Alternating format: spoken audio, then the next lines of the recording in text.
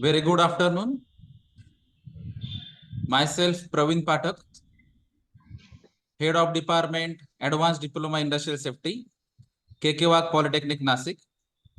So, on behalf of KKWAG Education Society, KKWAG Polytechnic, Industrial Safety Department, Chemical Engineering Department, I welcome Govind Pitre sir and all the participants from the various industries and from the different colleges.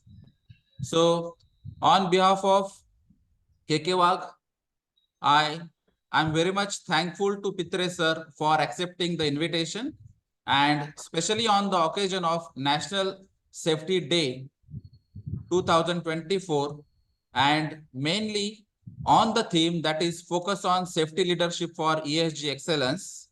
So we have organized and he has accepted the invitation. So I'm very much thankful for that. So I just introduced in a single minute the Govind Pitre sir. It is very difficult to introduce him in a single minute or 2 minutes, but still I'm going to introduce in a very short note. That is, he is a basically mechanical engineer and he has done diploma in industrial safety. Then he has gone through the various roles like engineer, then manager, senior manager, deputy general manager, etc. And now he is a consultant of Shaswati Consultancy Services.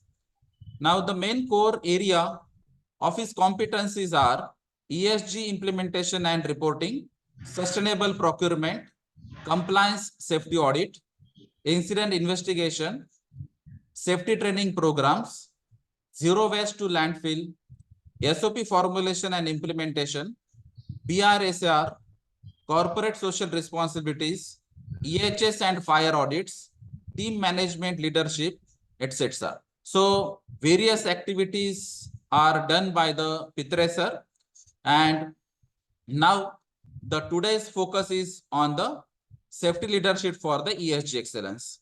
So I welcome again Pitre sir, and I'm hand over the mic to the Pitre sir. Thank you very much. Thank you, Praveen sir. Let me share my screen. You can share your document.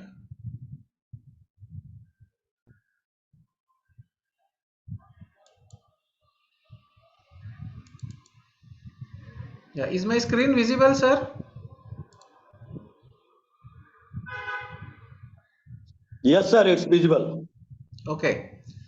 So first of all, welcome to all, and thank you, Praveen Pathak sir and the KKWAG Engineering College Institute and the allied colleges and all the participants and their management people who have allowed them to participate in this program. I know Praveen since last almost 20 years, and he has been doing excellent contribution in the field of industrial safety, not just because he is the head of department for his safety diploma course, but even before that also he has been actively participating in many recruitment, placement and training and other programs. So thank you once again, Praveen ji, and let us start. So first of all, this is the 53rd National Safety Week 2024. As you see here in the middle of the top line, there is a green triangle for safety. And this triangle has got two wheels, gear wheels. One is of 24 teeth, another is for 12 teeth.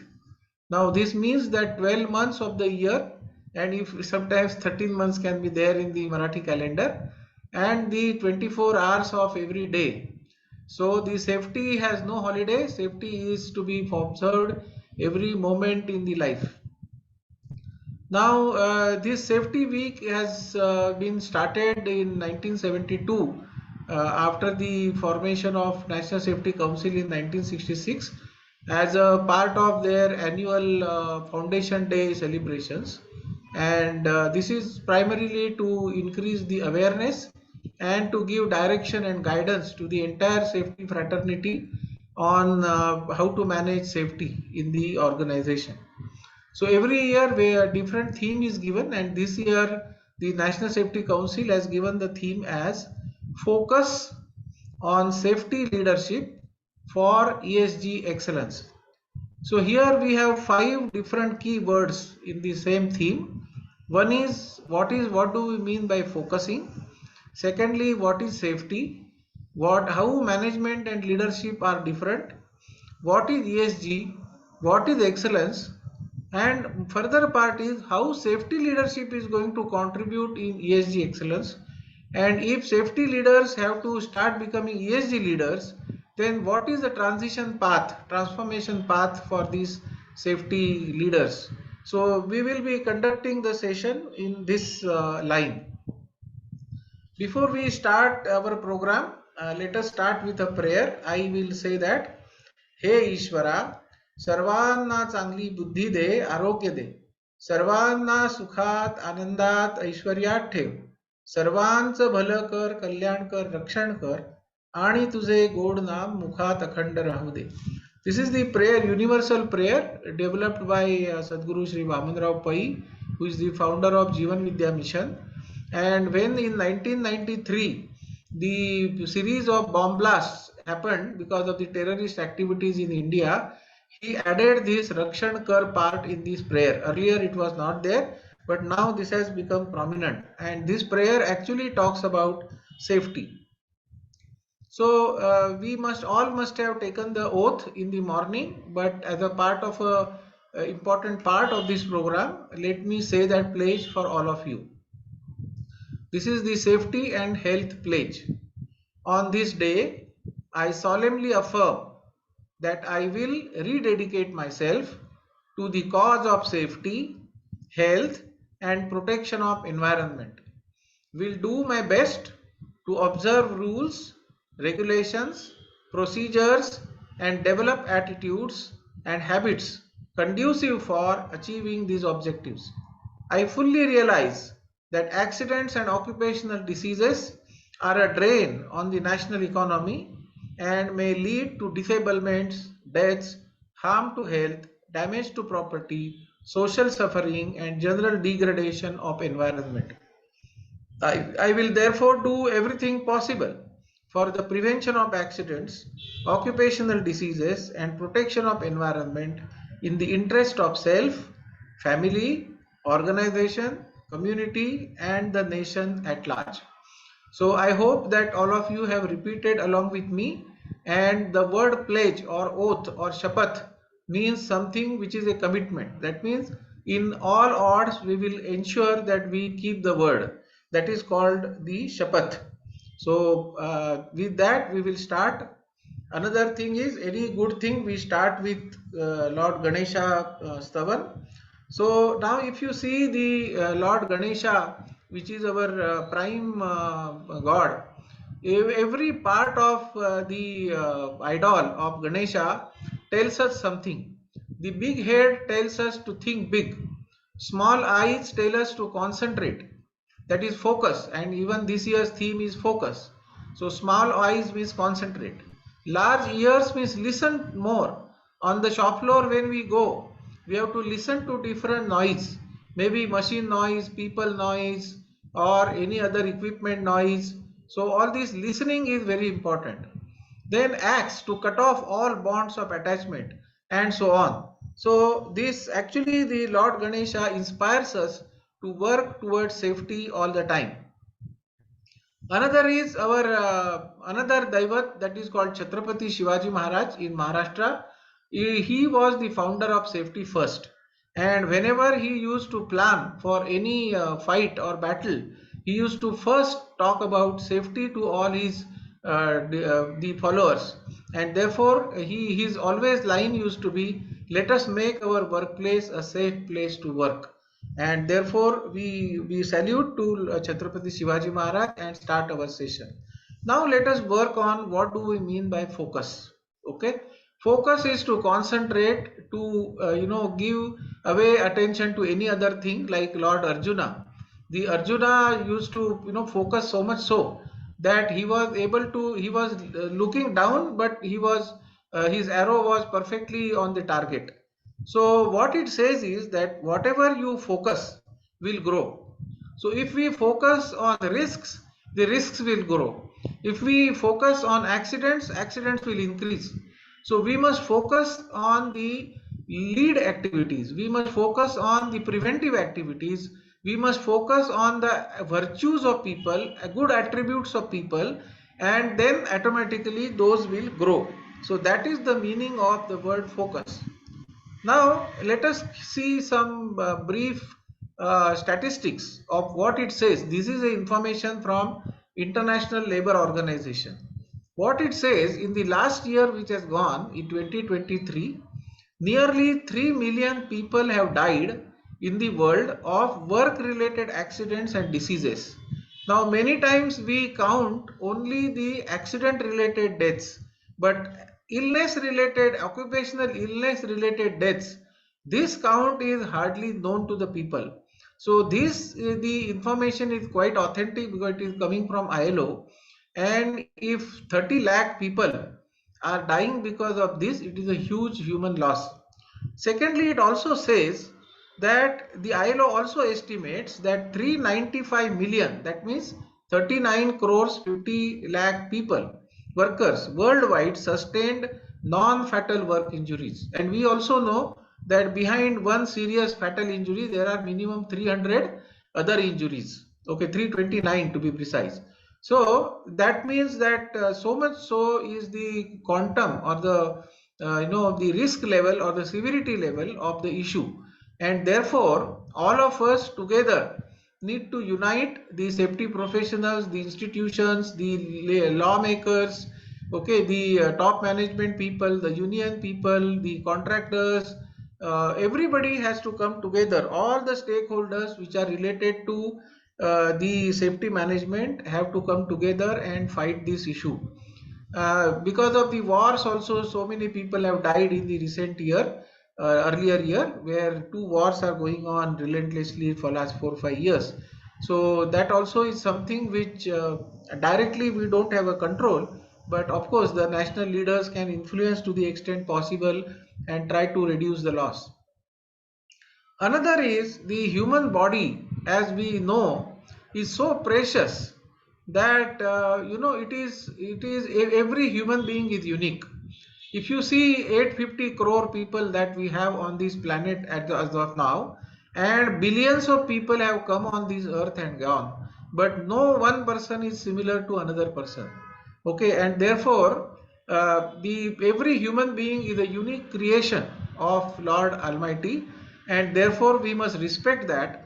If we and then we have to ensure that every body part is well taken care, not just through accident prevention but proper habits, proper exercise, proper rest, proper food, proper thought processes, proper meditation, all the things possible that we need to do and ensure that the human body is well protected, nourished, and we get maximum out of this human body. Now, when the accidents happen, normally what managements look at is, what is the financial burden of that cost. So normally what people see is the medical expenses, they see lost wages, sick pay leaves, workers' compensation as per the law, cost of property damage if any, and the legal cost if the legal case is there, or if there is any licensing that needs to be done with the government authorities. Now these are all the direct costs which are visible, but the 85% of the costs are hidden. Okay, these are indirect costs, what we don't see, and these costs are reduced productivity because the morale of the people, rest of the people, is low for some period. Overtime payments, because one person, key person in the plant, if he goes because of accident, naturally the another person, until he comes and gets trained with same dexterity and competence, there is a loss of productivity. Then reduced quality, increased insurance premiums, reputation damage to the company, reduced employee morale, higher turnover rates, because nobody wants to work in an organization where continuous deaths are happening. Okay, especially foundries, steel factories, mining factories, oil and gas factories, normally these are the high risk areas. Then hiring efforts for replacing the person, training cost for the new person, time loss in investigations and legal hassles, the cost of cleaning up, restoration time of equipment because equipment might be damaged, and even many people will keep visiting the hospital where, or the if the person has died, then people will go and mourn for him. So all those costs are hidden costs, and the cost of human pain by the injured person or the family is something beyond assessment by in terms of money. So please note this particular slide. This is very important, that behind 10-15% of the direct cost, there are 85% hidden costs which are there. I would request all the participants, if they have any questions on any of the slides, please do write them in the chat box, so that at the end of the session, Dr. Pathak will go through them and we will conduct the question and answer session. If you have any specific suggestions also, you can please do write, so that it will be easier for us to comprehend. Now, where we need to focus if we want to manage the accidents and we want to minimize the accidents or make it zero, okay, we want to build zero harm organizations, then we need to focus on the lead indicators. Lead indicators are those indicators which tell us.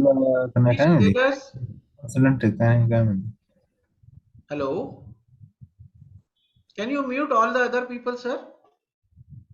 Okay. So lead indicators are those indicators which are preventive in nature. We do something before the accident occurs, okay, in order to prevent the injury. So those are safety training programs, not just the repeat training, but the induction training, the specialized skills, okay, the management training, the behavioral training, the stress management training, all the types of trainings come here. Legal related training, then safety competitions. Now in these competitions, every year many companies organize the competitions, but what we need to do is we need to give specific theme, guide the people before they write essay or before they make a picture, poster, or they create a slogan or whatever. Some people make safety poems also, safety skits, okay, road shows, many things are done. But we need to involve, apart from the employees and the contractors, we need to involve the family members, because family members are the most concerned people for the safety of a employee, and the spouses of the employees and their children also, including contract laborers children and families, we need to involve, and that way the message reaches right up to the family members, and they also guide the every day the family member to work safely and come back safely as early as possible. So that is very important. Thirdly, safety system. So now many organizations have used international standard ISO 45001 for building the safety management systems, occupational health and safety management systems. Along with that, many people use best practices.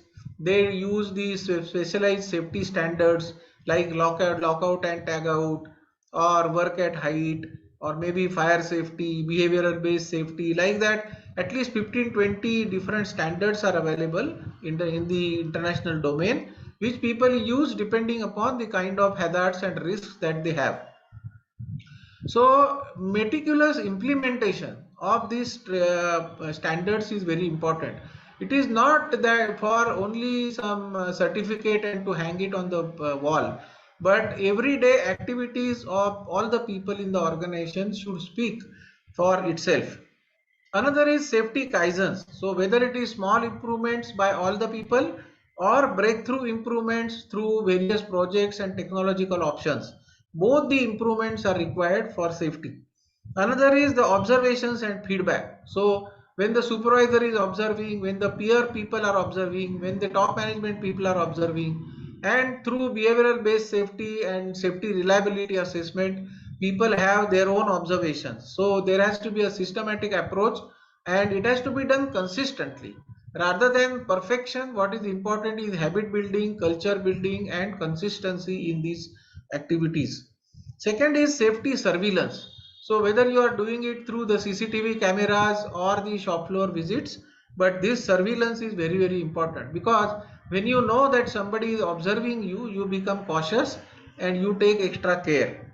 Another is safety committee reviews. So whether they are shop floor committees or the union body committees, or whether it is top management review of OSHA's management review, whatever the committees we have, we must have very periodic rhythm, proper agenda, proper preparation as per the law. The rule 73L talks about the safety committee, 73J I think. And then we should ensure that the committees are really value adding and it's not just rituals.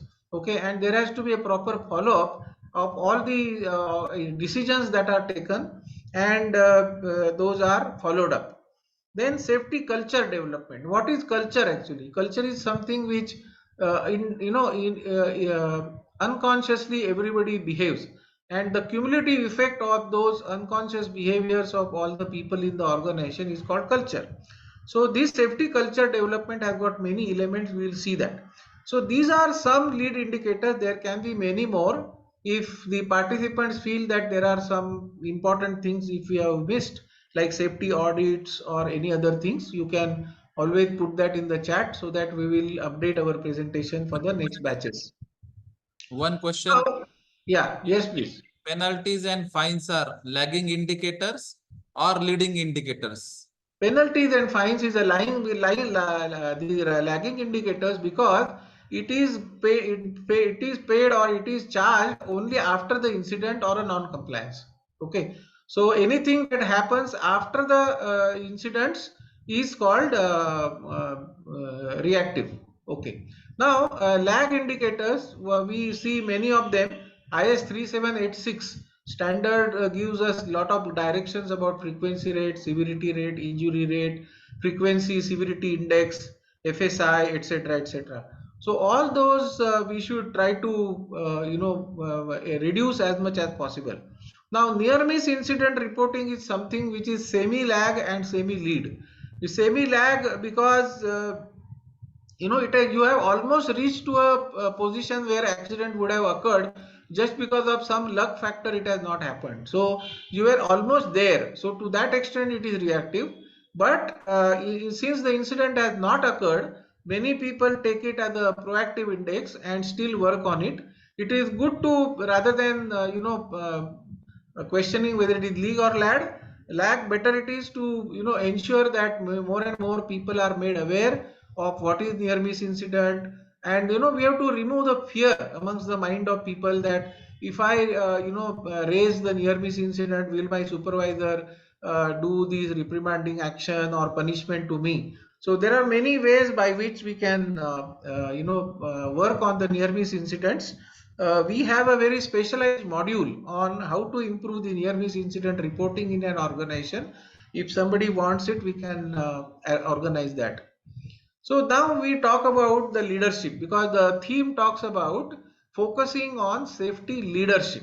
Okay, so leadership, when the word leadership comes to our mind, we talk about team building, we talk about vision, we talk about objectives, we talk about performance, we talk about working together, we success factor, results, processes, okay, strategies, team building. All this is together in the leadership. But there is a very subtle difference between what is leadership and what is management. Okay, management focuses on things, whereas leadership focuses on people.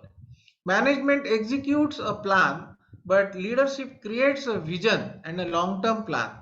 Management focuses on present, whereas leadership looks into the future, which is unknown, and they create a blueprint of what is going to happen in the future or what should happen in the future. Management controls the situations, but leadership empowers the people to take charge, to take responsibility. They enable them, they motivate them, they inspire them. Okay, management manages the change, whereas leaderships create change, they develop the change. Management uses the authority, whereas leadership uses the influence. Mr. Pathak, can you ask Mr. Bhalerao to put off his camera, please? Okay, sir. Yeah, it is creating a lot of irritation actually. Yeah, so what we want is we want a transition from management to leadership, okay, and we want more and more leaders, okay, and management is part of leadership. It is not that only leaders are sufficient. Leadership, whatever the vision they have created, ultimately the management team has to execute it. So both are important, but here in this year's theme, they are focusing on leadership attributes more than the routine management. Now, ISO 45001 2018 standard in clause 5, which is on leadership, it gives a very good guidance on what is supposed to be done by the organizational leaders for safety management. So one is the top management or the occupier or a factory manager. They have the overall responsibility and accountability. Okay, so anything good happens or bad happens, ultimately the answerability to the top management and answerability to the board or answerability to the outside stakeholders goes to the top management. Second is defining OHS policy. Now the policy is supposed to be a top management direction. Okay, it is the vision. So they have to give the direction to the rest of the organization, what is important for us, where we want to focus our resources, where we have to focus our attention. So all those guidelines are given in the policy, and to achieve the policy, to deploy the policy, there are objectives and targets. Okay, so that is the role of a top management. Second is integrating safety into business processes. So it should not remain as a separate isolated function, but everybody in the organization has to think in an integrated manner, like he thinks of planning or operations or management or purchasing. He has to think safety in everything that he or she does. Second is making the resources available, whether it is infrastructure, people or processes or systems or maybe IT resources, whatever the working environment, all those resources have to be provided by the top leadership. Communicating the importance of safety. So many people I have seen in good organizations, they have periodic talks, talk of this monthly meetings where all the people are addressed by the top management about what is the progress in the last year, last month, what is our target next month, what is our safety performance, where if any accident is there, what is the learning, even if any accident is there in similar process or similar other plant, what learning we have drawn and how we are going to utilize for preventive action or horizontal deployment. So all those things are to be communicated by the top management periodically to the people. Second is achieving the intended outcomes. So intended outcomes are zero harm. So for zero harm, achieving zero harm, whatever the lead indices are there, achieving those is part of the ultimate responsibility of the leadership. Directing and supporting for contribution. So for every human being who is entering the plant, whether he is a gardener or a contract labor or a cleaning housekeeping person, for every person who enters the boundary of the plant, the top management occupier is accountable. So he has to direct and support all the people for contribution in ensuring zero harm. Secondly is promoting the continual improvement. So we should never allow the status quo to remain, because the moment you put the status quo and be happy about what you have already, the deterioration starts there itself.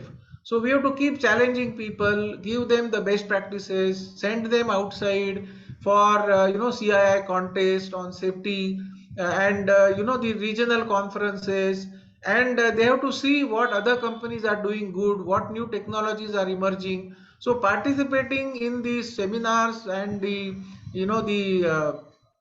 webinars etc is very important. Participate in the contest, and the award assessments should be always encouraged, so that people know what others are doing and they challenge themselves to stretch further and continually improve. Secondly, supporting the other functions and team. So it's not that it is safety function who is going to actually achieve the results. Safety function, central safety function, along with the line management and the top management direction together has to achieve the results. And the legal authorities, dish authorities or peso authorities or PCB authority, they are all supporting hands in the entire ecosystem. Then another role is developing, leading and promoting a culture. So the safety culture development, leading in that and promoting the culture, this has to be demonstrated through actions. So whenever any unsafe condition is observed, if the top management just passes through that without any action, then that is not a good culture. He has to stop, ask why, get it removed, may hold people accountable, go into the root causes, improve the system, and recognize the good effort that people are doing, and that is the way the culture will get built. Second is protecting workers from reprisals for reporting the near miss incidents or accidents or unsafe situations. So this is a very important job, otherwise the many people will not come forward to share the unsafe conditions or actions. So if any immediate supervisor who is of authoritative style, if he is punishing them, then he has to intervene and ensure that the discipline is brought in. Process for consultation and participation. So where it is required through hazard identification and risk assessment. It is required through incident investigation. It is required when the new projects management of change is done. It is required to get new ideas for improvement. It is required when the safety audit reports are shared and the improvement actions are done. So consultation and communication and participation is something which is most important, and the process for that, process means input, value addition and outcome, and the feedback loop. So all that has to be created by the management for consultation and participation. There is a very special clause under leadership in OSHA's 18001 which need to look at. Support functioning of safety committees. So factory manager should never say that he doesn't have time to chair the safety committee meeting, or the director should never say that I don't have time to meet the sector safety council meeting. They should find time irrespective of all other things, so that the commitment is demonstrated and the discipline and rhythm is brought into the overall system. So these are all some 12-13 important points in building the leadership in the organization, what they need to demonstrate if the safety culture has to come and if the ESG excellence has to be achieved. Any questions up to this? If you have, please write them into the chat box.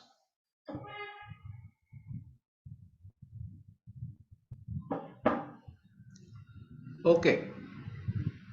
So we talked a lot about safety culture. So safety culture is something which is actually hidden, I would say, but it is demonstrated, it is manifested and reflected through cumulative actions and behaviors of people. Behavior is something what can be seen and observed. Okay, so that is called behavior. So when whether it is top people or the line people or the committee members or the leaders or the workers or contract laborers or a visitor, anybody, how they behave, how they move about, what they talk, what they think, okay, and what message they pass, all that cumulatively is called culture. So there are to measure the culture, the worldwide lot of scientists have worked and they have come up with a very good model. And if you see the British standard 18004, that standard gives you an excellent system how to measure safety culture. Okay, and what they say is, suppose you come across a big pothole, okay, onto the road, and you know that if it is not taken care, somebody will fall and damage his body part, or he may die. So in such situation, if you are just passing by without taking any action, then that culture is called pathological culture, where who cares as long as we are not caught. That means if I am not affected, then I don't bother what happens, because that is called a very primitive inaction kind of a situation. Second is reaction. That means safety is important, we do a lot every time we have an accident. So any serious accident comes, like Vinayak Mete died on highway. So immediately, many things were talked about. When the 16 ladies died because of burn injuries in the Lode, the lot of discussion was there in the Vidhan Sabha, saying that we will do all research, all survey across state, etc., etc. So just for time being, only after the accident, people come up, they say that we will pay 5 lakh rupees as compensation. Somebody gives one more, another 2 lakh from central government and all that. So that is only a reaction. So safety is important. We do a lot every time we have an accident. That is reactive approach. But something better than nothing. Second is calculative approach. That is, we have systems in place to manage all hazards. So I have ISO 14000, 45001 system. So I consider that I have done enough, and that is it is. But nobody looks at whether the HIRA documents are reviewed, whether the continuous training is given to the newly joined people, whether management of change is happening correctly or not, whether the OCPs are being reviewed, whether the permit to work system is in line or not, whether safety inspection is happening or not, whether the near miss incidents are being recorded or not. So if you don't build the strength in the system, that remains as just as a calculative approach. We said we have a system in place, but that is not enough. That is only 45 to 50%. Now the next thing is, we take leadership. Safety leadership and values drive continuous improvement. People say that safety is not just a priority for us, but it is a value for us. That means it is part of our nature. Like, when any Hindu person goes to a temple, without telling anybody, he will remove his shoes outside the temple. Nobody will go with shoes inside it. Why? Because he values the respect and the piousness of the temple. So similarly, anything which is required to be done for safety, if it is happening without any external trigger, then that is called proactive. Okay, safety leadership and values drive continuous improvement. And the last one, which is a inspiring one, which is called generative culture, where EHS is how we do business around here. So in fact, we do EHS and production happens. Like I had one of my colleagues, Nasir Deshmukh, in Mahindra and Mahindra, who is now leading the Mahindra spare business in Kane. And he has risen from a trainee engineer from Sabu Siddhi College of Engineering. He joined in 91, 92, and now he is the senior vice president of Mahindra Group, and he leads the entire business of spares. Okay, about 3,000 crore worth business. Now this gentleman, whenever he rose, he was in charge of Scorpio, he was in charge of Igatpuri plant, he was in charge of Mahindra heavy engines, he was in charge of Mahindra Chakan plant, okay, which is 800-acre plot. He was driving 8,000 people every day for safety. And what was the way he used to drive? He used to take charge of any plant. First 3 months he will focus only on safety. He will win the hearts of people, that this is the man who cares for us, okay, who cares for our health, who cares for our safety. And that is the way he used to win, and that is the way he used to demonstrate the leadership to all the rest of the people, that how much safety is important to him. And that is some very good example that I saw in Mahindra Group in my last 35 years. So there are many leaders, such leaders in many industries in India, and I'm just giving you one example how the generative EHS culture is built. Now we talk about ESG excellence, because the last part of our theme is focus on safety leadership for ESG excellence. Okay, so similar to safety culture, we also have to see what is ESG excellence. What do you mean by ESG excellence? So here also, in the pathological way, it is that we are interested in ESG. Okay, we want to know what ESG is. That is called only aspirational, that I am interested. Okay, like many of the people are at this current stage where it is new to them. Secondly is compliance oriented. That means compliance with ESG regulations, whether it is safety regulations or environmental legislations, social legislations, say labor legislations, tax legislations, Companies Act legislation, company secretary, all the practices in the board of directors, all those are compliance. So as long as I am doing compliance, I feel that I am governing my organization in a good manner, but that is only 35%.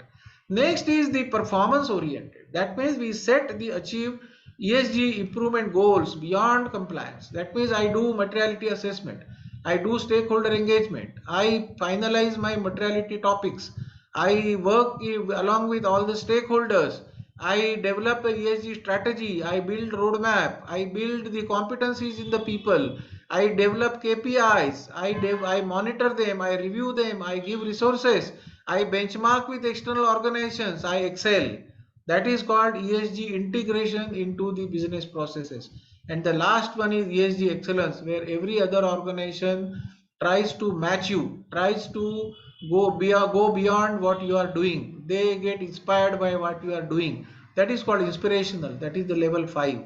So ESG maturity also goes along with the safety culture. So those safety leaders who are good at building safety culture and retaining good safety culture, the same people, if they follow the proper processes and the leadership styles, they can also achieve ESG excellence.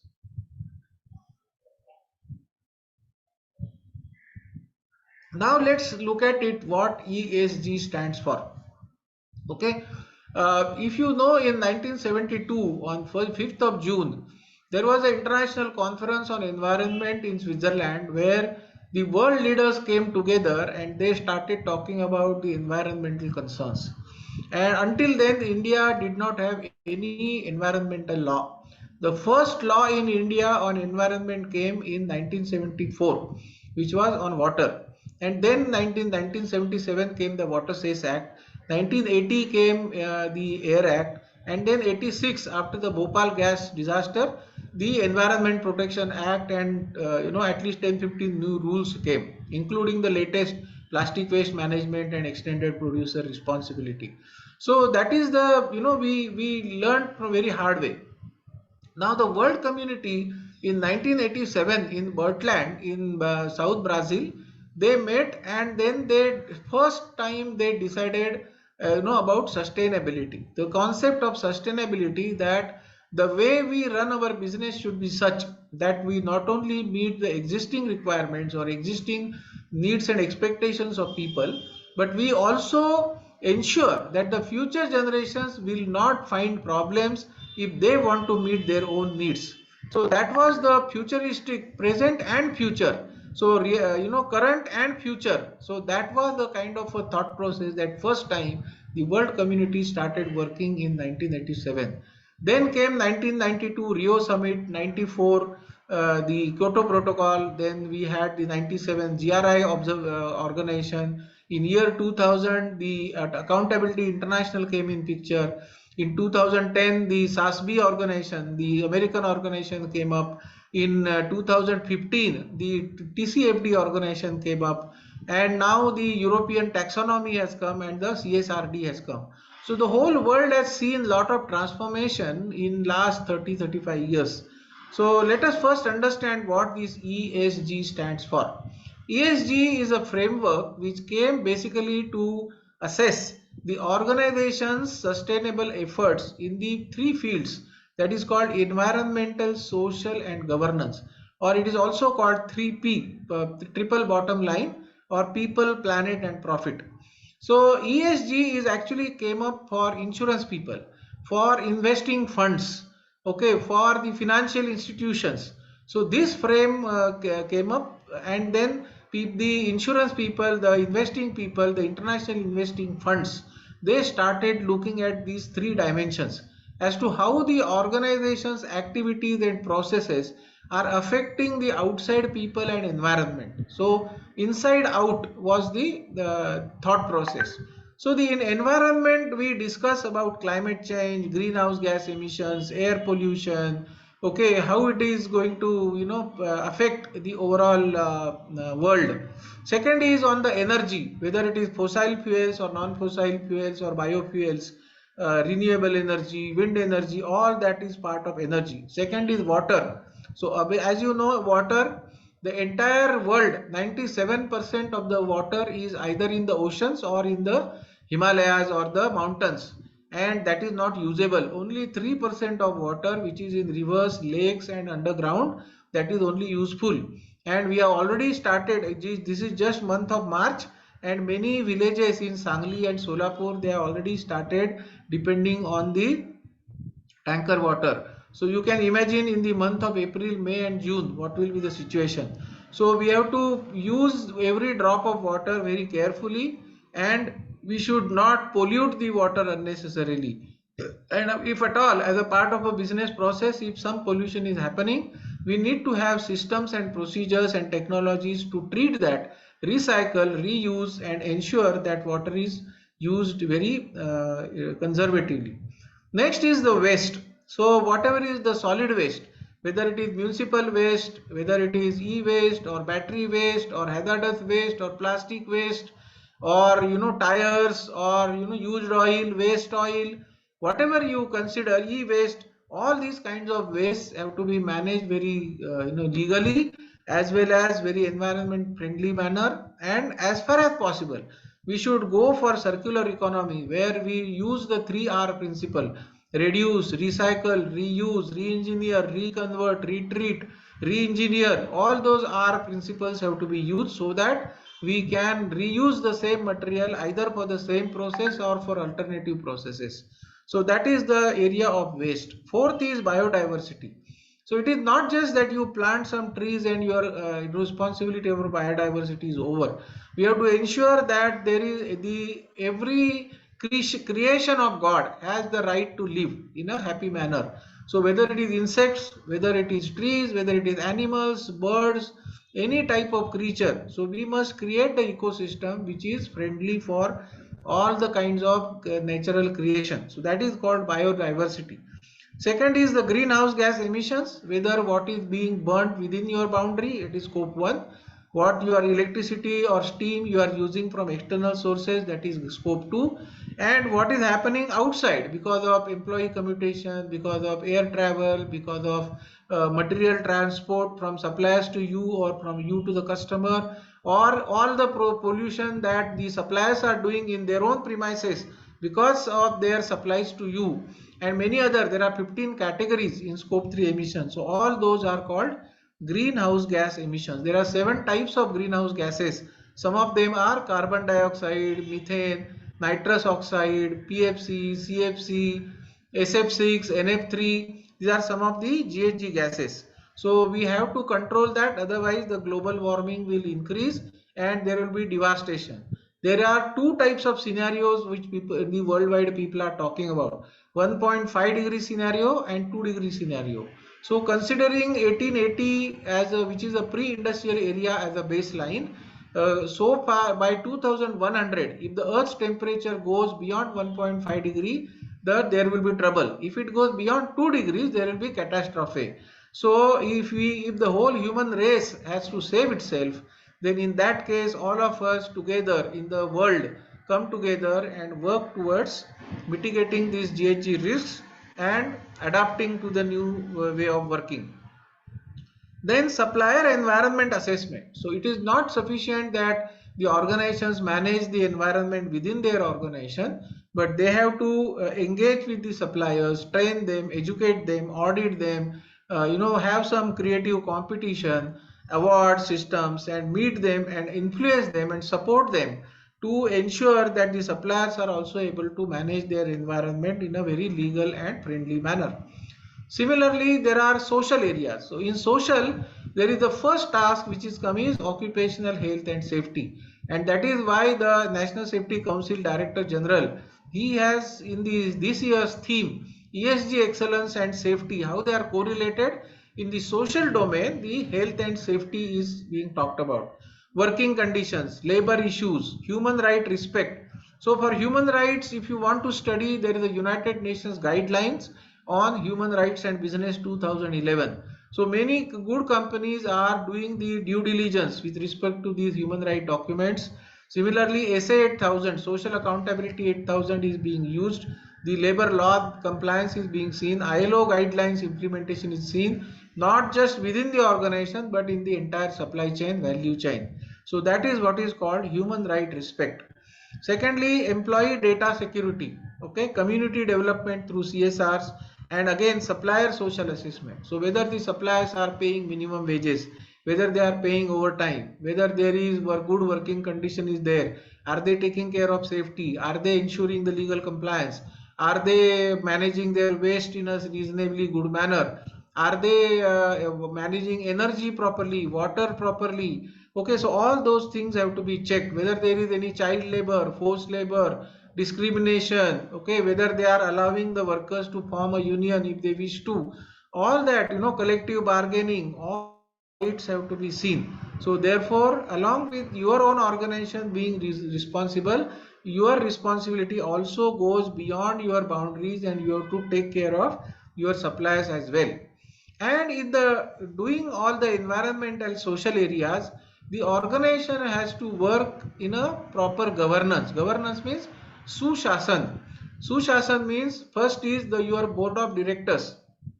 They have to first demonstrate the responsibility towards ESG.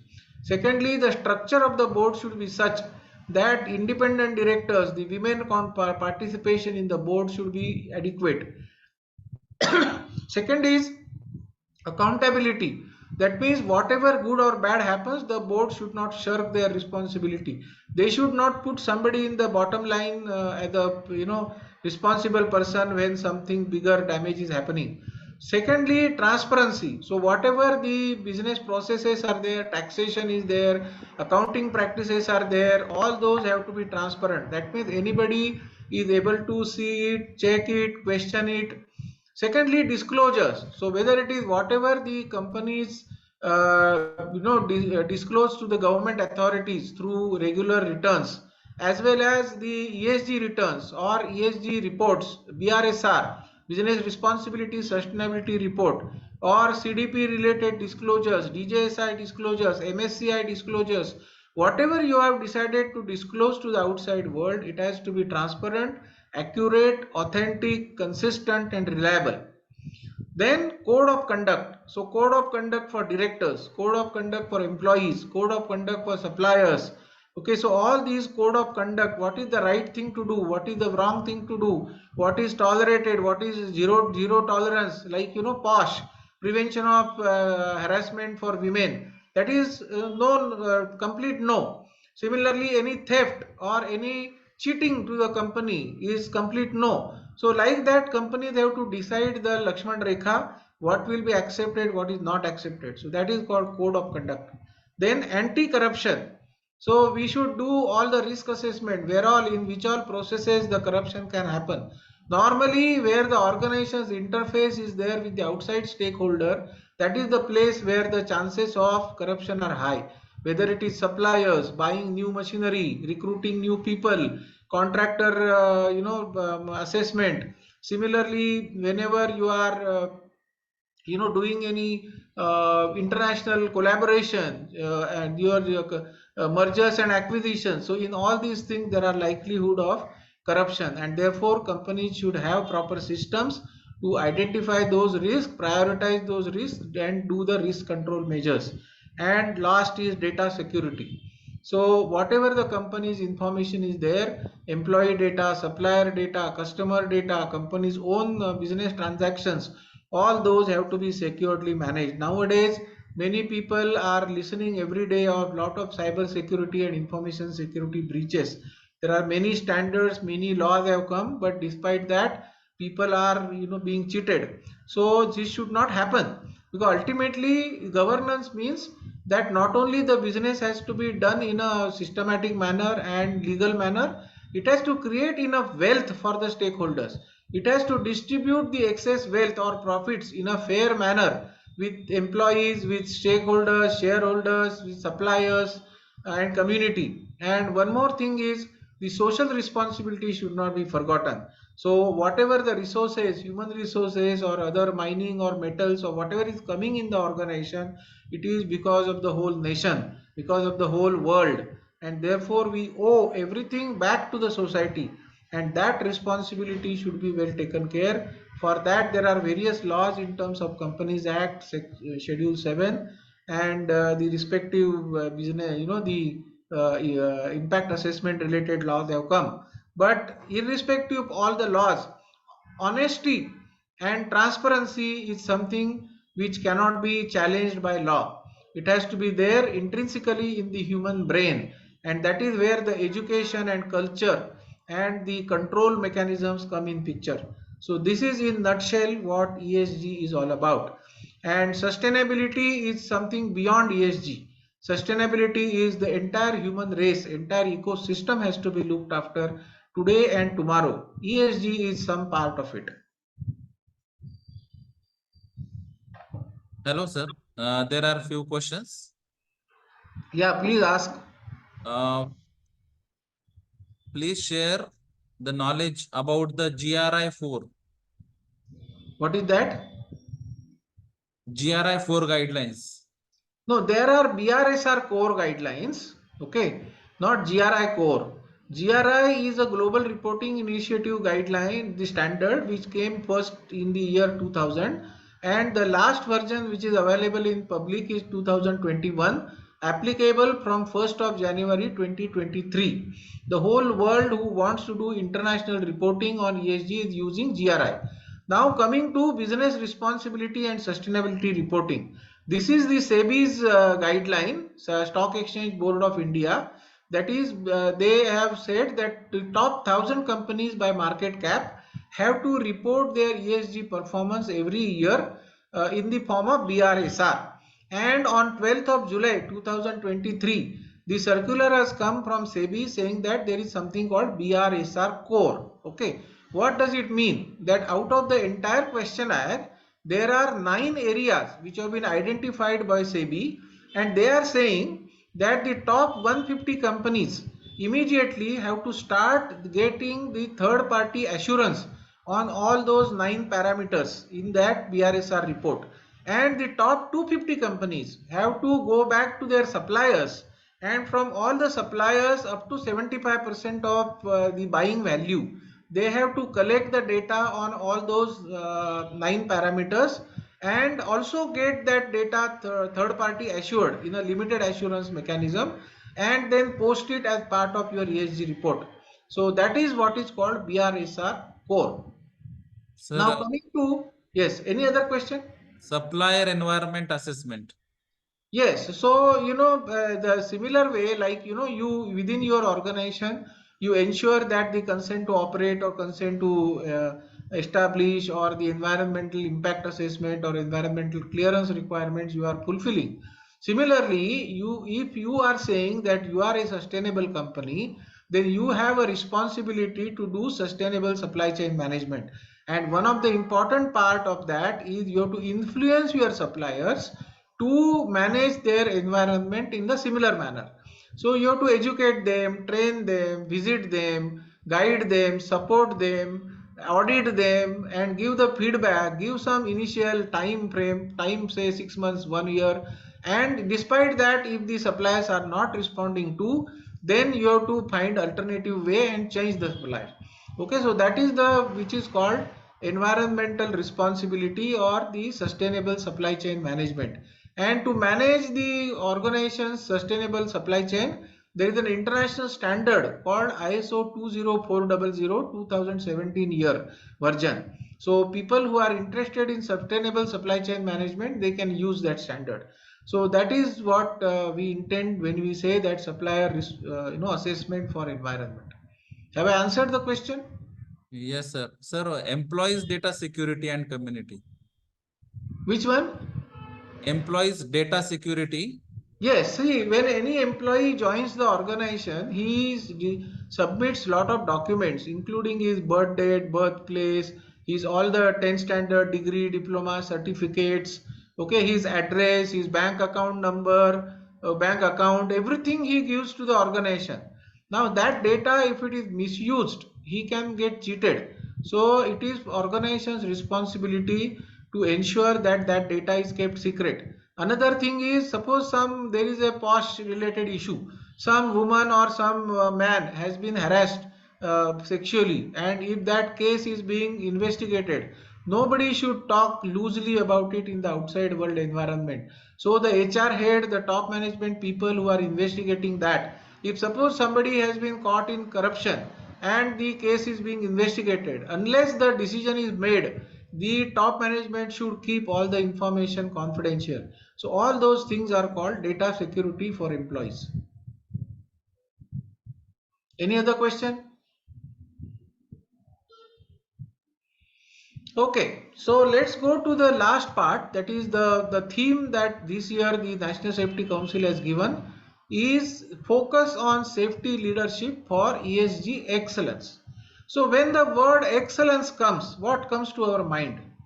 You know, therefore I have depicted the example of Sachin Tendulkar, who, you know, a school boy from Shardashram, Dadar, okay, from a very middle class family, he used to stay in Bandra, rose to become Bharat Ratna at the age of 40, and now also he is behaving in a very responsible manner. He is doing a lot of CSR for poor people.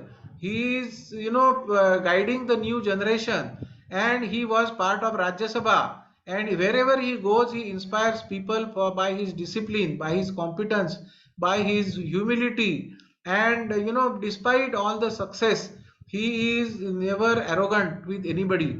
That is called excellence. He kept on learning. He never accepted that just because 10 centuries are there, now I have done everything.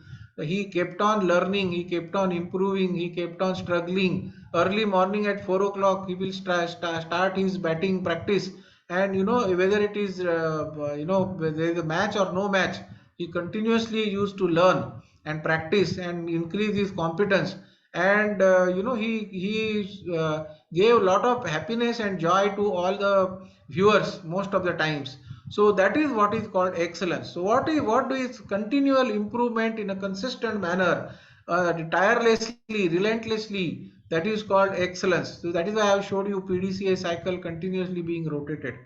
The continual improvement, even in the ISO 45001 or 14001, it says that you have to manage your incidents, you have to take corrective actions, you have to do preventive actions, you have to keep learning, you have to keep involving people, you have to include new technologies, new learning into the organization, motivate people, inspire people, recognize, reward, and you know, challenge, keep challenging targets to the people.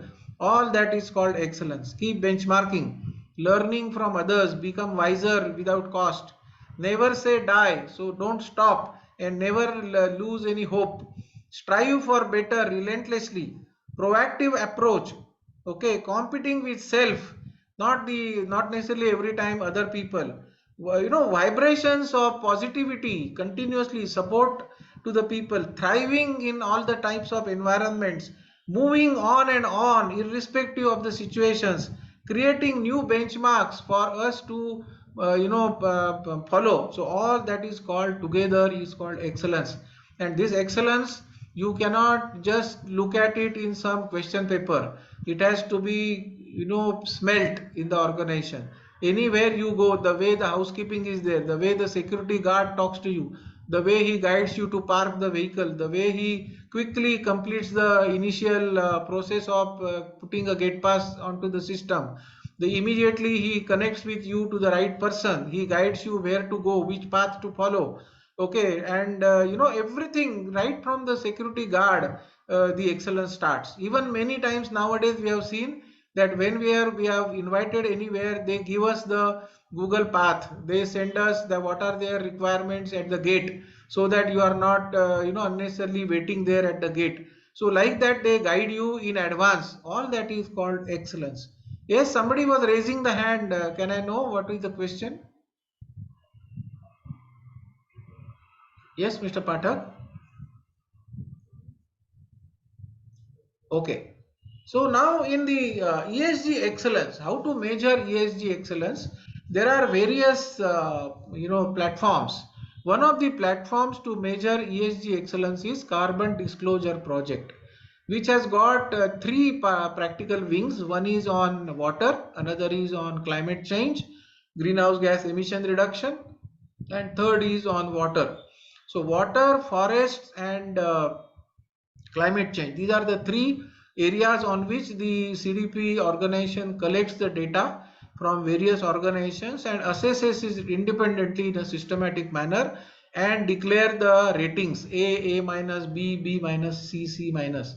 So like the CRISIL rating, you get these ratings, and if you are A rated, that means you are one of the top companies who is managing ESG in a very systematic manner.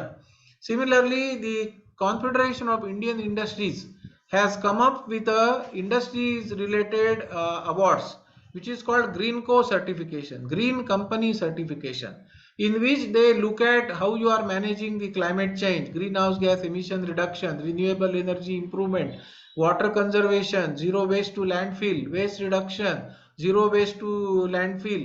Then similarly, the biodiversity management, social development, CSR, all these dimensions, statutory compliances, all those are looked at in a comprehensive manner, and green company certification is given by Confederation of Indian Industries.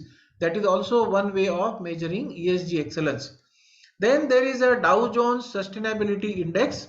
Dow Chemicals, you might have heard the name.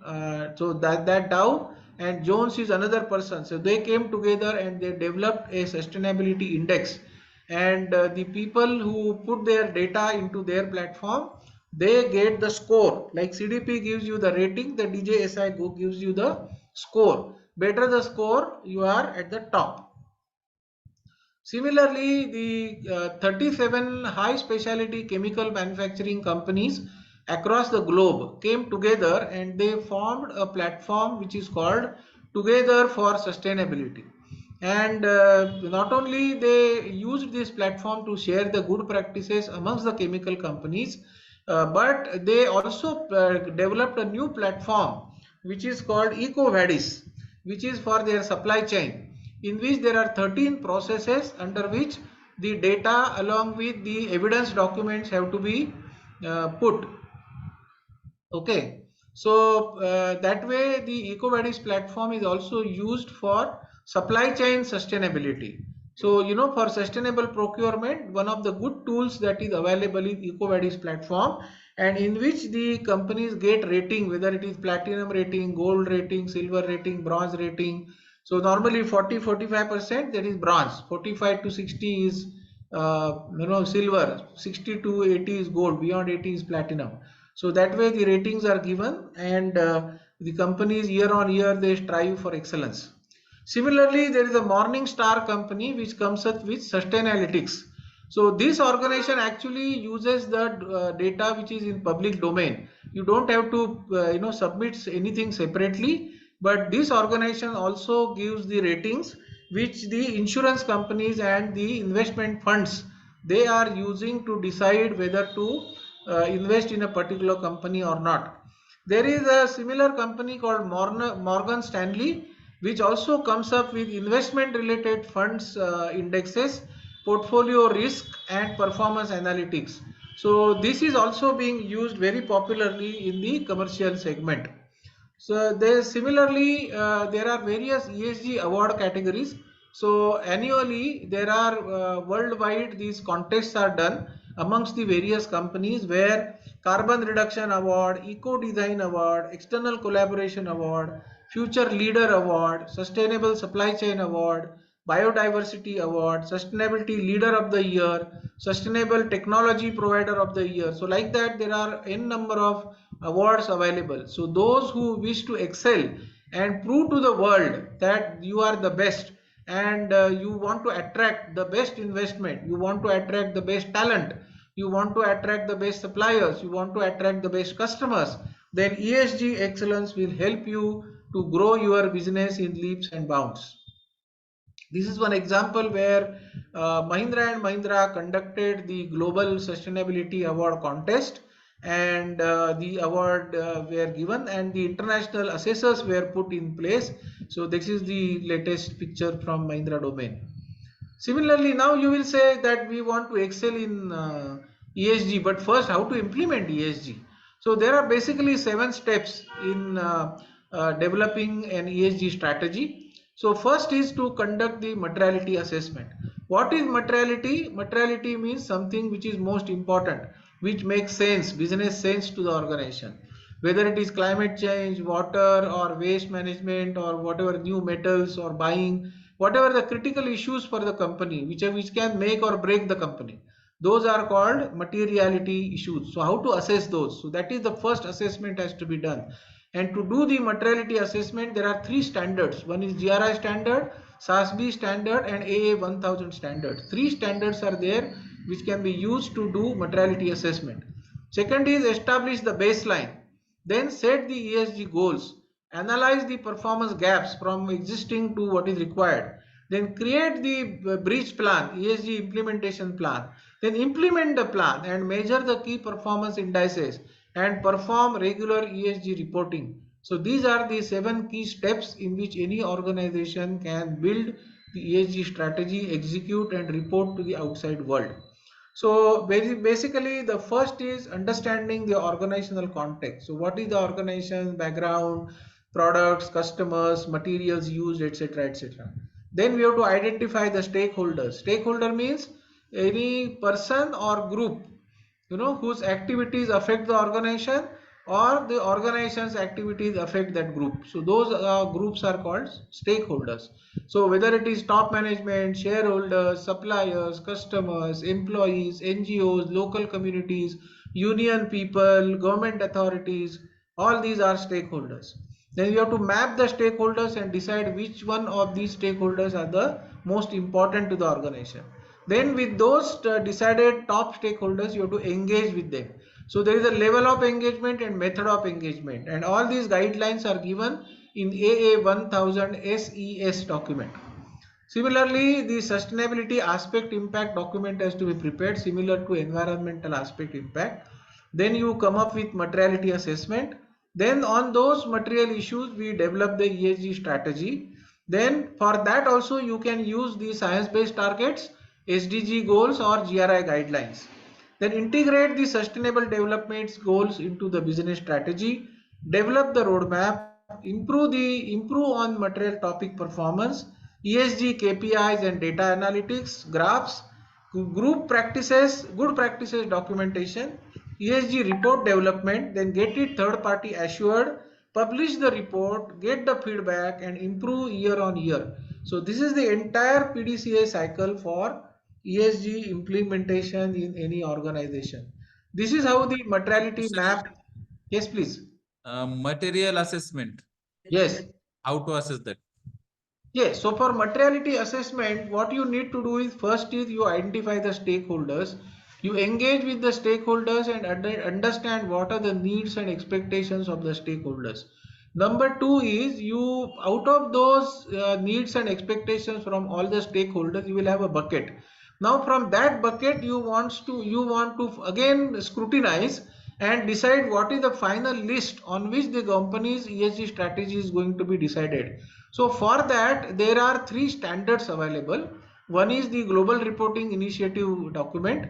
Second is the Sustainability Accounting and Standards Board America. And third is the AA 1000, that is Accountability International Organization. All the three companies have come up with the standard guidelines how to do materiality assessment. What we do there is we develop a questionnaire and surveys, and we engage with suppliers, customers, employees, various sections, right from top management, middle management, union people, workers, contract supervisors, contract laborers, and through that even some customers, etc. And we do the engagement and we collect lot of data. Then what we do is we do the evaluation. We say that which is for this topic, particular topic, say climate change, how important it is to the organization and how much important it is to the stakeholders. So on that x-axis you have what is important to the business, and on another axis what is important to the stakeholder, and based on that we map it, okay, on the scale of 1 to 10 on both the sides, and we mark the points and we decide the certain demarcation line based on the organization's appetite, and then all those which are high influence and high impact points, those are the areas which are called materially important topics for the organization. Is that clear? Yes, sir. So it is a topic by itself, and normally when we conduct the ESG implementation course, full one day is spent on materiality mapping. Now, these are the 17 SDGs, which all of you might be knowing. Some people may not know. But in year 2015, after the Paris Agreement, the world community, 193 countries, they came together and they formed a group, and over what was earlier document called Millennium Development Goals, they worked out 17 Sustainable Development Goals. And for 17 goals there are 169 sustainable development targets, and every organization can pick up what is applicable to them and make it part of their ESG strategy. So this is a very good document, and by 2030 the entire world has taken certain targets. For example, the European countries have taken a target that by 2030, whatever their emissions were there at in year 1990, 50% they will reduce by 2030. So that is a very huge target that they have taken. Similarly, many companies and many countries have taken their targets for carbon neutrality and net zero emissions.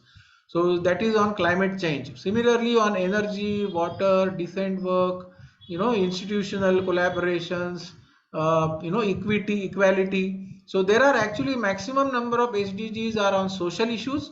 There are about 5 which are there on environment, and there are about 4 which are there on the governance part of it. It is not silos. There are no silos. Many of them are interdependent targets.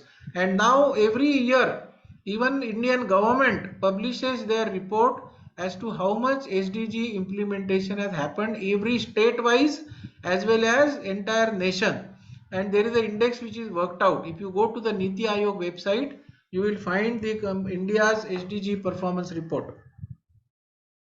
Now, similar to the some of the frameworks that we saw, like GRI, Global Reporting Initiative, SEBI, BRSR, America, SASB, then Climate Disclosure Standards Board, which is in UN, United Nations Global Compact, then this Task Force on Climate Change Related Financial Disclosures, which is in UK.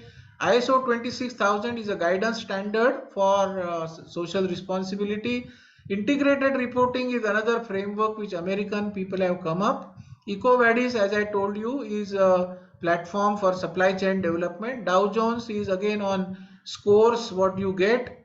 Sustainalytics, MSCI, these are all various tools that are available to measure the excellence. Similarly, the SDG goals, principles on responsible investment, GHG protocol, and there is a standard called PAS 2060 to assess whether you are carbon neutral or not.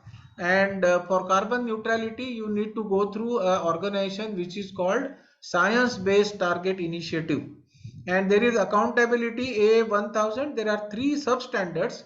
One is on accountability principles, third is on stakeholder engagement, and third is for assurance. So there are 3 standards under AA1000.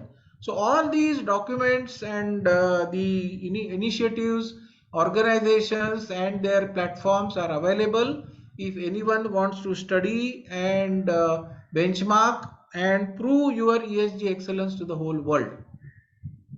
Now I would like to take you one case study of Mahindra and Mahindra Limited, how they have achieved ESG excellence. So if you see the year 22-23 report of Mahindra and Mahindra, where Anand Mahindra says that he is committed to driving sustainability agenda globally. Now you may be knowing that Mahindra is not just an Indian organization, but at least in 27 different countries they have a presence, and they have 126 locations across the globe where their business, either tractors, jeeps, vehicles, cars, or two-wheelers, or maybe the construction sites, or holidays and resorts, or IT infrastructure company like Mahindra Tech Mahindra. So like that, they have 126 locations worldwide. And this is the vision that Anand Mahindra has said, that he wants to drive the sustainability agenda globally, not just in India. Okay. So what is the purpose? Purpose is to drive positive change in the lives of our communities. Only when we enable others to rise, we will rise. So in developing the other stakeholders, our growth is ensured. Nobody in the world can stay alone in this world. Okay, even if you want to have a cup of tea or water, So many people have to work for you. So working together and winning together is the formula for sustainable development. Then there are three pillars under the Mahindra Rise. One is Rise for More Equal World, where they focus on climate change, inclusivity and ethics. Then the second pillar is Rise to be Future Ready, where they are customer focused, technology focused and innovation focused. And there is a third pillar which is called Rise to Create Value. So entrepreneurship value, scalability, impact, these are some of the areas where they focus. And what are the core values of Mahindra Group? Professionalism, good corporate citizenship, customer first, quality focus and dignity of the individual. So these are the basic base on which the entire Mahindra conglomerate is based. Now, as a part of ESG strategy, Mahindra has taken 10 commitments. Okay, one is on they want to reduce the 50% of electrical energy. Okay, they want to improve the energy productivity. They want to start planting 5 million trees per year by 2026. Currently, they are planting about 2 million per year. Now they want to educate 1 million girls per year. That means 10 lakh girls every year through their CSR funds. Then carbon neutral science-based target initiative by 2040. Water positive, they already are water positive and they want to continuously maintain that status. Then gold standard in governance that they got in 2022, they want to retain that. Then women empowerment, support 1 million women every year by 2026 through the CSR work. And then energy productivity 60%. That means if 1 unit of energy is creating 1 rupee of wealth, they want to increase to 1 rupee 60 paisa. So that is called 60% improvement in energy productivity. Then carbon pricing is the first company to start carbon pricing. What do you mean by carbon pricing? Suppose the company has got a new project, say of 1 crore. Then what they will say is per 1 lakh rupees of investment, they have said that so much of fund they will reserve for sustainable initiatives. So if somebody wants to do any project on renewable or anything on circularity or anything related to energy conservation, the funds are available, they are reserved funds. Then zero waste to landfill. So so far they have 26 sites are certified using the UL 2799 standard. Now they want to go for 100% sites at zero waste to landfill by 2030. So these are some of the goals which they have taken up, and for that they also have a detailed goal sheet and strategy where they are talking about scope 1 and scope 2 emission reduction, renewable energy usage, improving energy efficiency, then supporting net zero supply chain, and by 2040 they want to achieve carbon neutrality. Then promoting the agriculture, regenerative agriculture, that means they want to go for more improved practices, farming technologies. Okay, then adopting material circularity by reduce, recycle and green material usage, accelerating electric vehicle transition. In fact, they want EV 100 as one of their initiatives. Then afforestation at scale, Haryali program. So they want to improve from 2 million per year to 5 million trees per year. Then becoming water positive, harvesting, reduction, recycling. Then alternative fuel development, CNGs and other technological institution collaboration. Investing in green technology, solar, hybrid technologies, incubation. So new projects, new technology incubation. Then zero waste to landfill, auto recycling. So now Mahindra has got 4 businesses in India where anybody whose car's life is over, he can go and give that vehicle. The company will completely dismantle it, recycle it, reuse it and give you money back.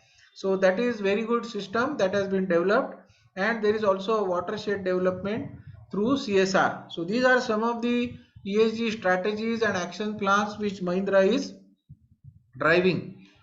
So similarly, Mahindra has got a sustainable supply chain management in which they are maturing from one level to another level. And I have been also supporting them in auditing many of their suppliers on ESG parameters.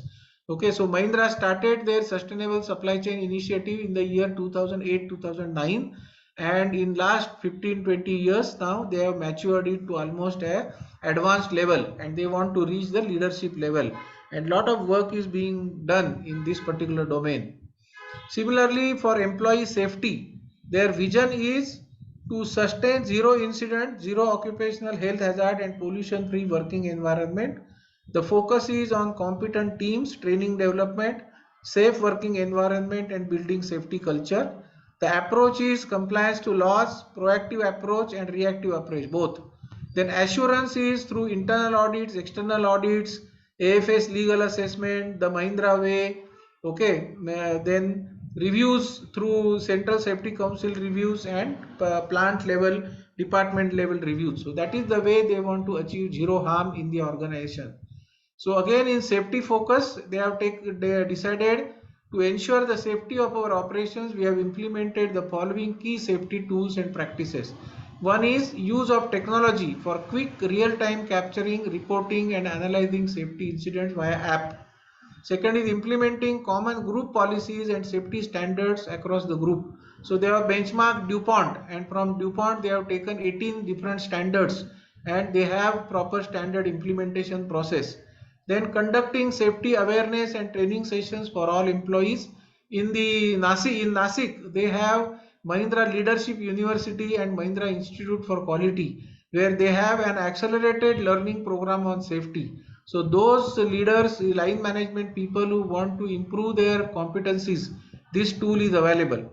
Focusing on safety system enhancement through best possible engineering solutions for hazard elimination. So they are always on the lookout of technologies like augmented reality, virtual reality, the various apps, various, SCADA systems, whatever the new technology comes, they want to adopt quickly and implement in the company.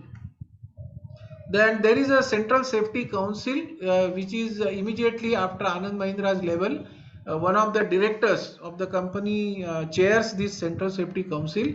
Currently, Mr. KG Shanoy is the Central Safety Council chairman, who is the director of Mahindra Institute for Quality. And he was ultimately earlier executive vice president and chief of manufacturing for auto sector. So this gentleman is leading it, and now under him there is Arun Joshi, who is Central Safety Council Secretary, and all the sector representatives are there. So about 20 people, Executive Council meets every 3 months and reviews the policies, procedures, systems, results, performance, and ensures that proactive safety culture is created in the organization. Mahindra company is the first company to commit EP 100 globally, Energy Productivity 100. In India to commit carbon pricing. So Mahindra is the first company in India to commit carbon pricing. Mahindra is the first company to be part of Dow Jones Sustainability Index World consecutively 3 years in auto and auto component sectors. Globally, to disclose World Economic Forum stakeholder capitalism matrix. Like that, they have achieved so many things across their sectors and businesses, and that is why Mahindra is at the rank of 17 in the entire world level company ranking as far as sustainability is concerned. In India, Mahindra is ranked 2 and first rank is Infosys company. So if those people who want to learn sustainability, they should first study the Infosys company and Mahindra company sustainability reports. I would request all of you to please study these reports and get lot of insights, and how to build excellence in organization. You will get very clear idea. Similarly, now the last part of our program is how the existing EHS people can develop the competencies in terms of ESG excellence. So what they need to do? So first is they have to attend the professional ESG courses from companies like SGS, British Standard Institute, Confederation of Indian Industries or TUV, and now Mahindra and Mahindra through their MIQ in Nasik, they have started a accelerated learning program on sustainability, and I am one of the students of that particular first course. Study BRSR, GRI, integrated reporting reports of top 100 companies. Mahindra, Tata Steel, Infosys, Hindustan Unilever, ITC, Godrej, L&T, Infotech, all these companies are top companies. And if you want to learn how the sustainability reporting has to be done, please go to their websites, and the top 1000 companies BRSR reports are available for free. Develop own ESG training modules and conduct the sessions. Teaching is the best way to learn. Develop BRSR report for your company. Even if you may not be listed company, you can develop the BRSR report. Implement ESG and publish your GRI report. Okay, participate in CII annual award contest. Participate in ESG contests like Econ, WCon, Circularity, WCon means water conservation, energy conservation, circularity. Participate in this all these MSCI, DJSI, CDP, etc. And create a professional study group in your company on ESG, and like quality circles, you can develop ESG circles. Integrate life. Life is lifestyle for environment. This is a mission developed by Indian government on 5th of June 2023. Prime Minister of India has developed this life mission, and the details are available on the website of Ministry of Environment and Forest and Climate Change. Please use that and develop the community based on this, and develop ESG e-library in your company and motivate people. Develop quiz and conduct ESG quiz regularly and motivate people to implement. Participate in the suppliers sustainability audits as the learners and auditors, and you will learn many good things in the suppliers end also. So this list can go on and on, but I thought that if the current EHS generation leaders have to transform themselves into ESG, there are many business opportunities in terms of training, consultation, report preparation, assuring the reports, preparing them for CDP, DJSI. Okay, many ways in which you can contribute in the ecosystem. If any questions are there, please ask. Pathak sir, over to you. Yes, sir. Thank you. Thank you very much for the detailed description about the ESG. What are the contents of ESG, the examples of different ESG, then up to the how to develop the ESG excellence. So that is the 1 hour 40 minutes path from which the valuable contents are shared to everyone who are present here by the Pitre sir. So from the behalf of KKWAG Education Society and KKWAG Polytechnic Nasik, I am very much thankful to Pitre sir for sharing all the valuable contents and the valuable time for our students, for our stakeholders, that may be industry persons or the non-industrial persons, and especially thanks to you as well as all the participants, because on the National Safety Day, most of the industry persons are busy in the National Safety Day celebration, but still they are joining this session from 1.5 hours. So thank you all the participants also. If Pathak sir, please ask people if they have any questions. if you have any questions, I will unmute all the participants so that you can directly ask the question also. Just wait.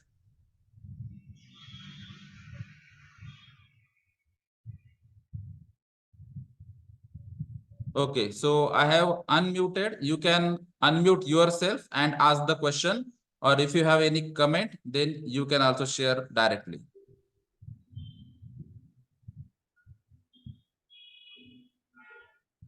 Sir, Habib here from Rajkot. So happy to hear you once again. Yes, Habib, I am very happy that you are here. Yes, sir. Sir, I just wanted to ask a question: how ESG landscape is being developed with this new government, and I think they are very aggressive on this ESG front. How ESG landscape is going to shape up in next 5 to 10 years, sir? And Yes, what are I'll the tell you. opportunities the ESG professionals will be getting over and above the EHS domain? Yes, so Indian government actually since last 10 years, when the Mr. Prakash Javadekar was the environment minister in the first tenure of this current government, he started actively participating in Paris Agreement discussions, and then the Prime Minister also pitched in, and then they created the Paris Agreement draft signed. Okay, they influenced a lot to the world leaders. Then the Indian government also committed that by 2070 the entire country will become net zero. Similarly, they have integrated all the 17 SDGs into all the government functioning. So if you go to any government ministry website on central government, you will find the SDG integration being done. Niti Aayog, which is the central policy making body, is very active on this. And current Bhupendra Yadav, the environment minister, he also recently participated in Conference of Parties 28 in Dubai, and he played a very significant role. Similarly, Life Mission, which is lifestyle for environment, which has been put in place, and 5th of June it has been launched, and many people are using that document, which is publicly available, to educate their employees on lifestyle for environment, in how to save water, how to reduce emissions, how to conserve energy, how to reduce waste, how to improve the recycle reuse. So all those guidelines for any individual in the country, any citizen of the country, so those are very freely available. And India committed certain renewable energy target for 2030, and in the year 2023 itself the India has surpassed that, and now the whole world is asking India to triple that target, although they have not committed, but their every effort is to go for it. Then G20 summit, which India chaired this year, all parts of the country, various summits were made, and the last summit in Delhi was attended by all the world leaders, including the President of America. So all these things, and India is leading in all this. Even the new agenda for the government is sustainable agenda, and whether it is energy, renewable energy, waste reduction, sustainable buildings, okay, and BRSR. Now the BRSR and BRSR core is now further going to be improved to be better than GRI. Okay, so we don't want to be laggers, we want to be leaders.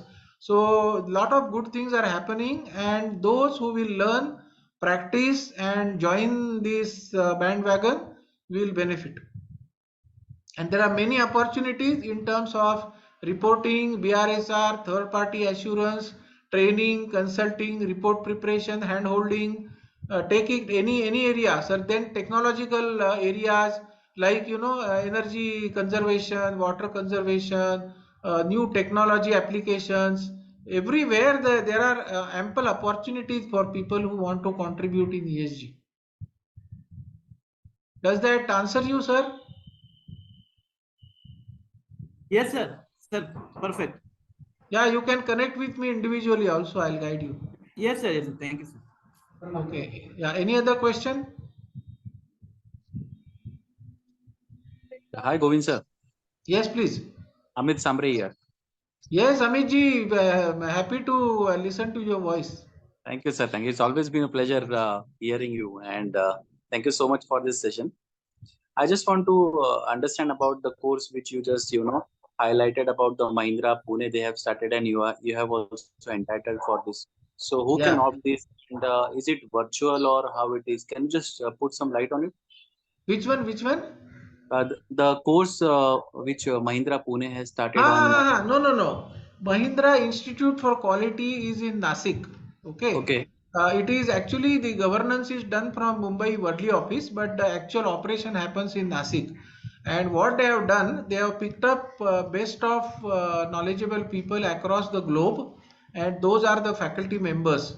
And there is a 3 weeks. 1 week they teach, then you have a gap of 2 months to do the project. Then another module of 1 week, then there is a gap of 2 months, and there is a third module, another project to be submitted. So initially, first they talked about in the first part sustainability basics and greenhouse gas emission accounting and verification. In the second session, they conducted all the social related areas, social accountability. Then the chief risk officer, Mr. Shri Ramachandran, he conducted a session on corporate governance.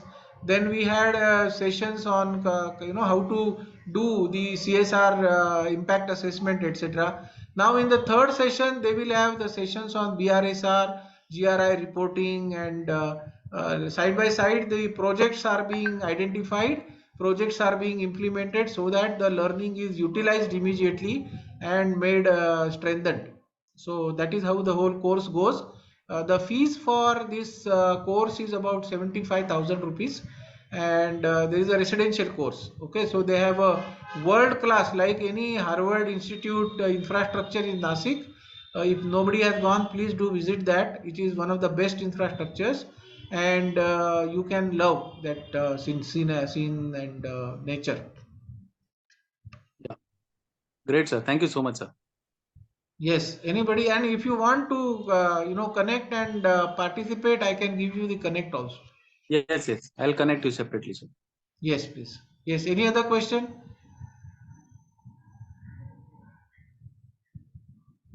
Sir, some participants are asking your mobile number and email ID.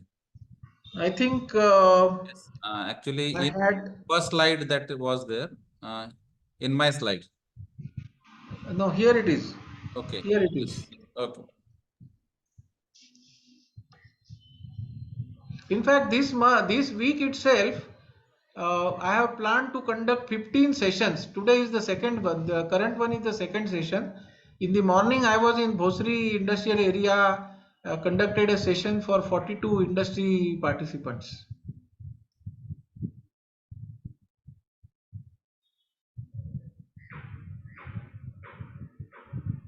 Any other question?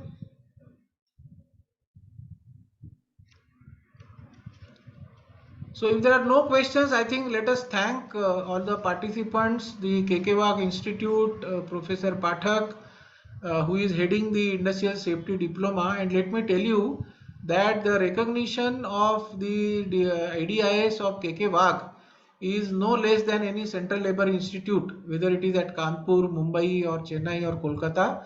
KK Institute's diploma in industrial safety is, in fact, I would say better than that, because they are very sincere, very authentic. They don't compromise on attendance or any other things, and they have a full-time HOD to look after this. And Mr. Pathak actually has his own YouTube channel where he guides all the students and industry professionals on industrial safety. So, Mr. Pathak, would you like to tell something about that? Okay, sir. Just a minute. Please, you can explain to the people. Yes.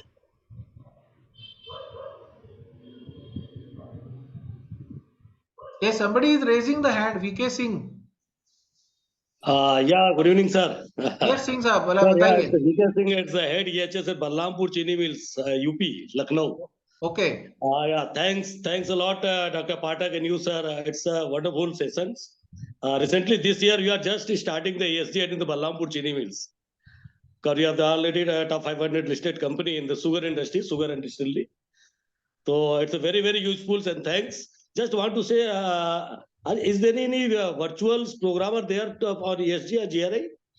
Yes, there are many programs are available. In fact, the Global Reporting Initiative organization, which is a United Nations organization, GRI itself conducts the courses which are called GRI Assurance Practitioner course, which is online course. The fees for it is about 1,25,000 rupees. When I did it, it was just 40,000 rupees, but now it has gone to 1,25,000 rupees. Oh. But if you do that, you get a worldwide recognition. But if you don't want to spend so much money, then CII, SGS, BSI, TUV, NORD, they have their 5-day course, 3-day course, 2-day course, 1-day course on various areas, including GHG, including ESG implementation. I conduct every day, every month, 7 days of training. One course on ESG awareness, 2-day BRSR course, and 3-day ESG implementation and reporting course. So for last 8-9 months, every month I have conducted 7 days of training on ESG. Wow, that's great, sir. Really, as your way of presentation and styles, the contents we are choosing is very, very useful, sir. And I think, sir, it's a very useful for all safety professionals. Especially we are also from mechanical engineering, so we have very less exposure in the environment part. But after involving the ESG, definitely we must experience in the other factor also, socials and other things. So thank you, sir. Thank you very much. And thank you, Dr. Pathak, sir, for giving this opportunity. We are from Uttar Pradesh. Yes, sir. And through social media, we are Yeah. found this opportunity to get there. So thank Sir, you, sir. let Thank me tell you, you. VK Singh sir, even though the number of connects here were 77 or 80, in most of the people, they have connected to hundreds of people in their organization through larger screens. So Yes, the sir. actual attendance for this course has gone to more than 1 lakh. Yes, sir, definitely. Here also, sir, I have also connected with around 10 people with our team members. Excellent, excellent. Very good, Yeah. sir. Thank you. So thank you, sir. Thank you very much. Yeah. Thank you. Yes, sir. Just showing that YouTube channel only. Yes, please. So this is my YouTube channel, specially designed for the industrial safety persons. There are about 743 videos are there and 12,000 subscribers. Normally, the most of the subscriber are working professionals. And in the playlist, the main focus is on the different subjects, topics, subtopics of the advanced diploma in industrial safety. And some of the topics are general topics or even the home safety, even the industrial safety, hygiene area, occupational health, etc. So this is just beginning in the COVID area. So COVID era gives me the opportunity to start this safety channel. And now the channel is appreciated by the Maharashtrian, other than Maharashtrian candidates, and mainly from the Bihar, UP, and MP area, where the industrial safety interested students are there, but they are not getting the knowledge. So we are providing the knowledge in free of cost through this YouTube channel for the students who are interested in the industrial safety. Thank you, sir. Thank you very much. And Pathak sir, you can introduce new modules on ESG also, sustainability. Yeah, And one more thing is the today's recording link. yeah. You can make it available to all the people. I have no issues on that. And Okay, let this message of sustainability go to masses. Okay. okay. So that the world becomes that much more cleaner, better place to live for all the human beings. Yes, sir. Thank you. Thank you very much, sir. Thank you. Go ahead.